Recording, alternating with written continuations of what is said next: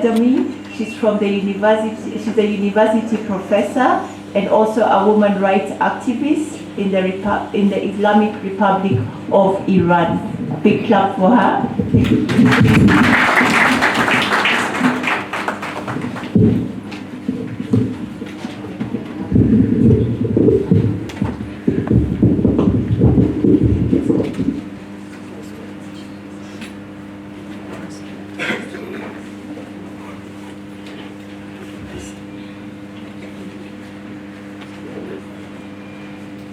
Hello everyone, good morning.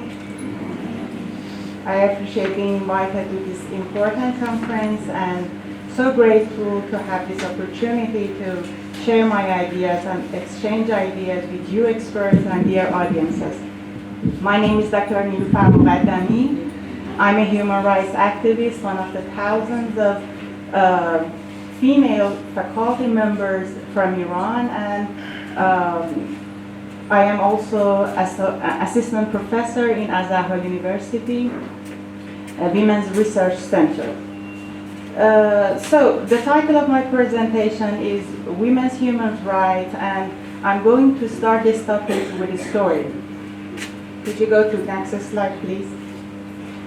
When I started writing my PhD thesis about the importance of family and protecting family institutions through human rights law system, surprisingly found that the UN system has launched a hidden war against the family. At first it was difficult for me to believe this issue because International Family Day was set in this organization, and also some institutions were operating with the theme of protecting and supporting the family.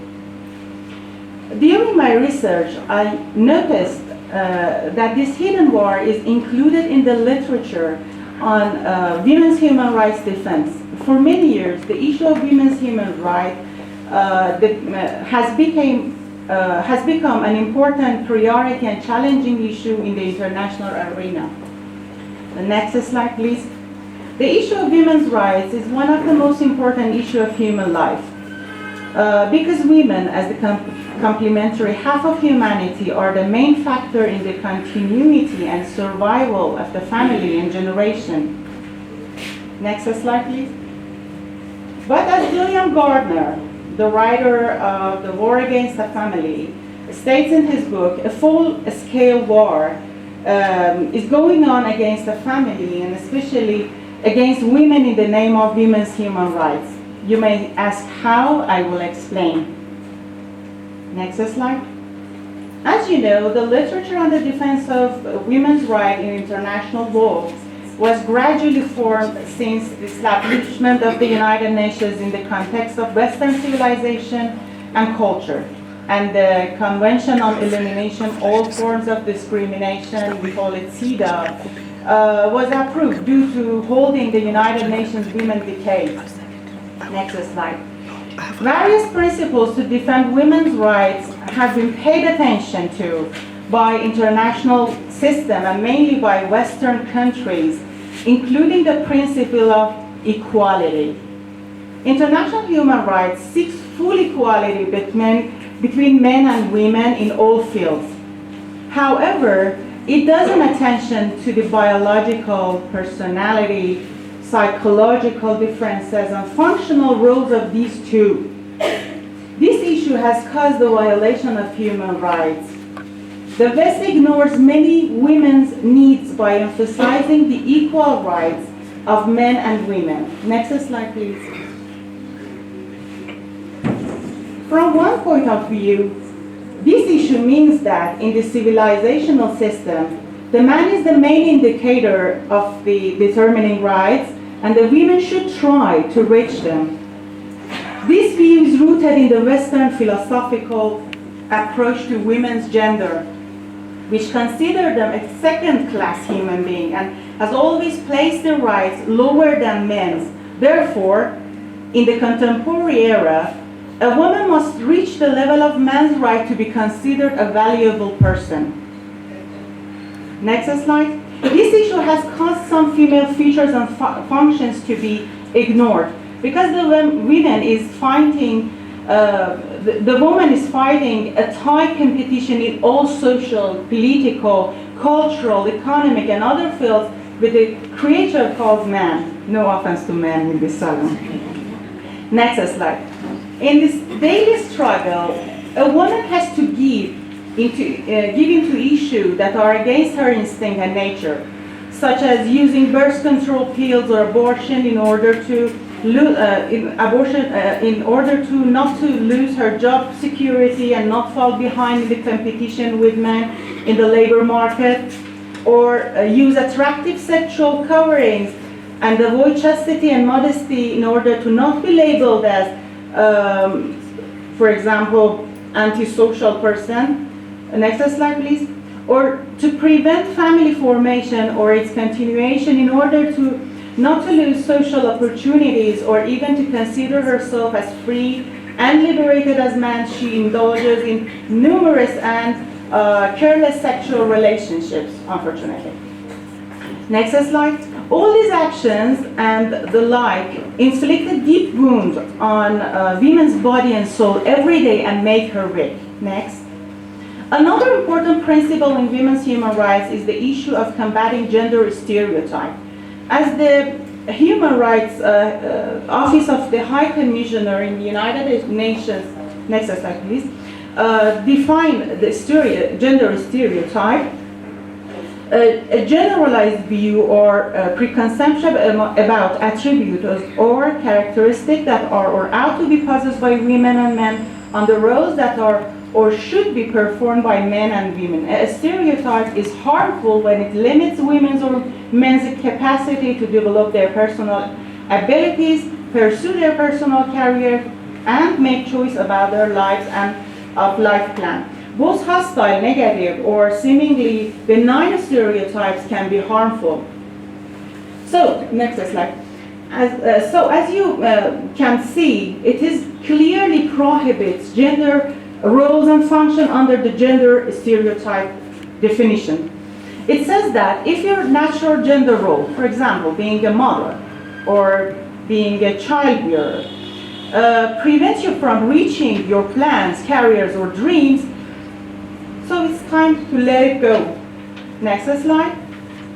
Diane Pasno, another writer from the United States, states in her book about feminism, mystic or mistake, the defenders of women's rights in America have been fighting against the religious and divine attitude towards women's rights for years, which keep them away from the roles of mothers and wives. The media is completely at the disposal of this trend.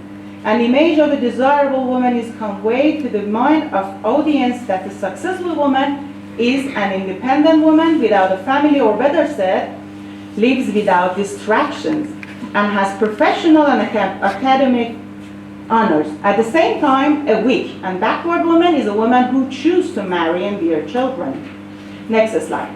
But the gender stereotype does not deal only with the natural role of and function of family or women.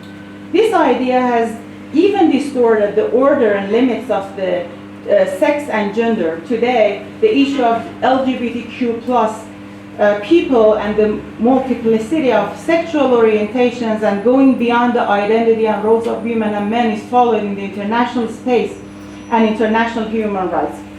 Many UN bodies are trying to pressure countries to recognize LGBTQ plus rights. Next slide. Now the family has a broad meaning. You can see some type of unusual, odd families in this slide.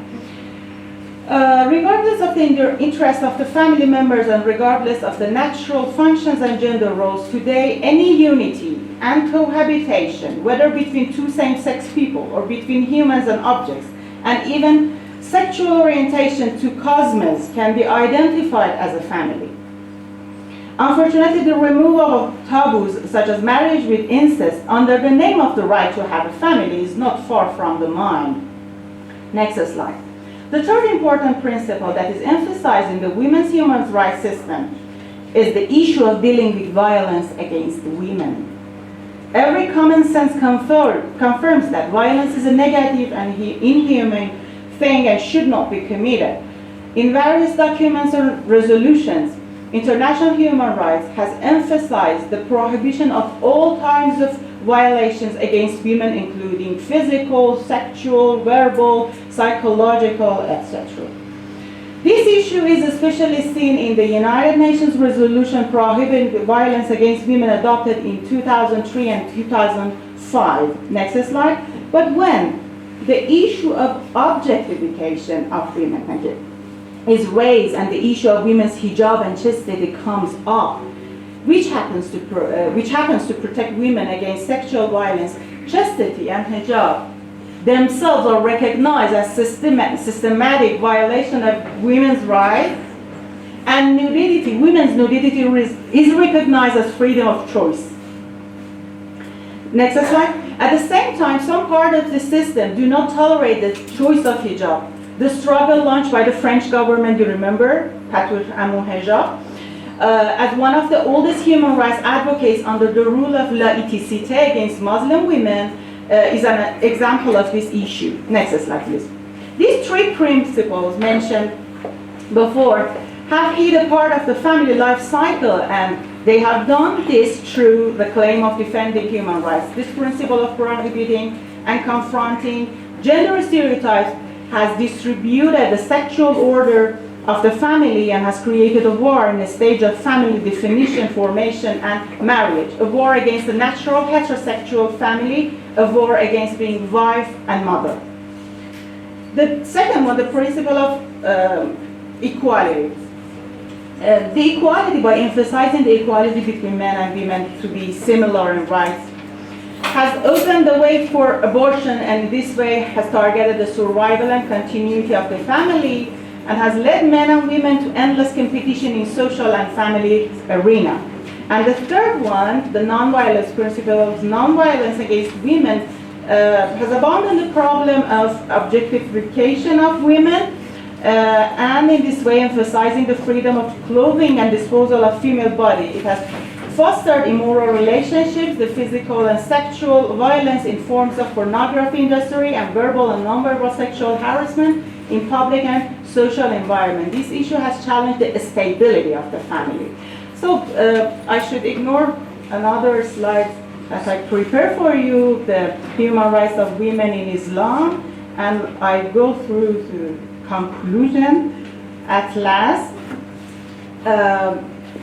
In a world that is fighting against the natural heterosexual family and women's justice-oriented human rights, we believe in divine religion who are concerned about the realization of gender justice and the defense of natural heterosexual family must create a powerful network together to stand against the hegemony and the Western interpretation of human rights and to defend the divine perspective on the human rights of women, men, and children. It is an honor for me to attend this conference and to express my concerns and idea about the family and women's rights, and I'm so grateful for the efforts of the Cultural Counselor of the Islamic Republic of Iran, Dr. Pourmarjan, and also Dr. Gholampour, the Ambassador of the Islamic Republic of Iran. They organized this valuable seminar for us, and thank you for you all.